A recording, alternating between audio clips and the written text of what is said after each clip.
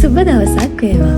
වර්තමානයේ වෙනකොට අපේ චූටි පැටව ෆෝන්, TVs, කම්පියුටර්ස්, ඒ වගේම ටැබ්ස් ඔය වගේ ඉලෙක්ට්‍රොනික ඩිවයිස් එක හිර වෙලා, ඒ වගේ අතරමං වෙලා. එහෙම නැත්නම් ඒ වගේ ඇඩික්ට් වෙලා කිව්වොත් මම හිතනවා ඒක තමයි හරිම වචන කියලා.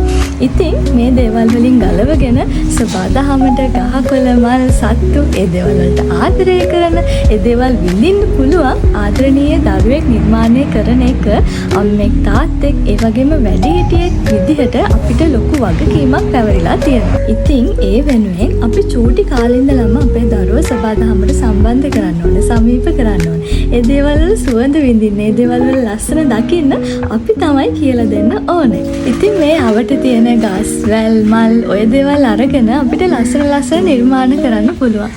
ඒ දේවල් වලින් චූටි බබාලගේ නිර්මාණශීලී හැකියාවත් ගොඩාක් වර්ධනය වෙනවා. ඒ වගේම අවට වටපිටාව පිළිබඳ හොඳ අවබෝධයක් ලබා දෙන්නත් පුළුවන්. ඉතින් අද අරගෙන ආපු මාතෘකාව මේ හැම දෙයක්ම ඉෂ්ට කරන්න පුළුවන් ලස්සන මාතෘකාවක්. අපි වැඩි කතා නැතුව යමුකෝ අපේ ඇක්ටිවිටි එක බලන්න. මුලින්ම අපි දෙන්න වට්ටියකුත් අරගෙන එළියට ගිහිල්ලා ලස්සන මල් ටිකක්, කොළ ටිකක් කඩාගෙන අරගෙන ආවා. ඊළඟට කාඩ්බෝඩ් එකක් අරගෙන ඔය වගේ මල් වාස් එකක් ඇඳලා ඒක උඩින් පොඩි සිදුරු ටිකක් වෙද්දා.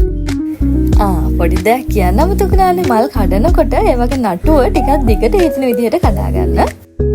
එතකොට මේ සිදුරු වලින් ඒ නටුව ඇතුල් කරන්න බබාට ලේසි. ඔන්න බලන්නකෝ අපි හදපු මල් වාසිකේ ලස්සන.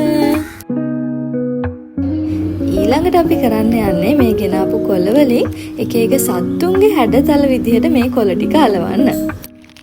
මේ වැඩේ කරනකොට නම් චූටි පැට්ටොන්ට ගම් ගන්න, අලවන්න උදව් කරගන්න පුළුවන්.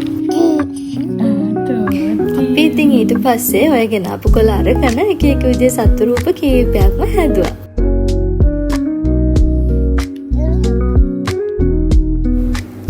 මෙන්න මේ ෆොටෝස් ටිකත් මම වීඩියෝ එකට ඇඩ් කරේ ඔයගලන්ට තව ලස්සන අයිඩියාස් ටිකක් ගන්න පුළුවන් වෙයි කියලා හිතලා. ඊළඟට තව කාඩ්බෝඩ් එකක් අරගෙන මේ වගේ ෆේසස් ටිකක් ඇඳලා. ඒ අඳිනකොට ඔයගලන්ට ෆේස් වල ෆීලිංග්ස් වෙනස් විදිහේ වඳින්නත් පුළුවන්. ඔන්න අපි යාළුවට ලස්සන හේර් ස්ටයිල් ටිකක් දැම්මා. ඊට පස්සේ ඔන්න අපි ඔටුන්නකුත් හැදුවා. මේකට නම් අර කලින් ඇක්ටිවිටි එකේ කාඩ්බෝඩ් එකමයි මම කපලා අරන් තිබ්බේ ෆ්‍රේම් එකට. මොන හරි හයිය කොළ තියෙනවා නම් කොස් කොළ වගේ, අඹ කොළ වගේ මේකට ෆ්‍රේම් එකක් ඕනේ නැහැ. කොළ ටිකම ටූත් පික් ගහලා අපිට හදාගන්න පුළුවන්. මේ ටිකත් බලන්නකො ඔන්න තව අයිඩියාස් ටිකක්.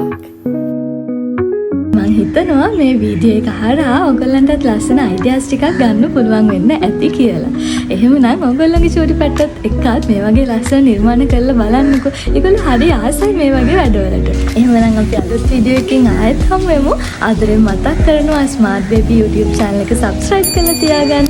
ස්මාර්ට් බේබි Facebook group එකත් එක්ක join වෙන ඔයගොල්ලෝ කරන activities post විදියට group එකට post කරන්න පුළුවන්. ඉතින් අපි ආයෙත් අලුත් වීඩියෝ එකකින් හමු වෙමු. ස්තුතියි.